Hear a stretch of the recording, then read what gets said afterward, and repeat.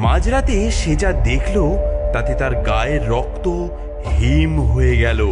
শাকচুনিটা গাছ থেকে নেমে এসে উনুন ধরিয়েছে। তার সামনে ভাঙা হাঁড়িতে চাপানো ডোবার পাঁক আর পোকামাকড়, কিন্তু সেই জঘন্য জিনিস থেকে ভাজা ইলিশ মাছের এক অপূর্ব গন্ধ বেরোচ্ছে যে তারকের জিভে জল এসে গেল। নে রে নে, খা। এমন সর্ষে ইলিশ পাবি কোথাও? এই হতচ্ছাড়া মানুষ দুটো শুধু সুপারিই চেনে, রান্নার র বোঝে না। ওদের কপালে কি আর আমার হাতের রান্না আছে? হঠাৎ সে রান্না থামিয়ে ঝোপের দিকে তার জ্বলন্ত চোখ দুটো তাক করলো। তারক বুঝে গেল সে ধরা পড়ে গেছে। কি রে ছোকরা, লুকিয়ে লুকিয়ে আমার রান্না দেখছিস? গন্ধটা খুব ভালো, তাই না? তোর জন্য এক বাটি তুলে রেখেছি, কাল সকালে এসে খেয়ে যাস।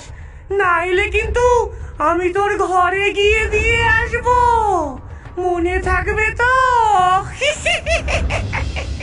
এই সরাসরি হুমকিতে তারক আর এক মুহূর্ত দাঁড়ালো না সেখানে। সে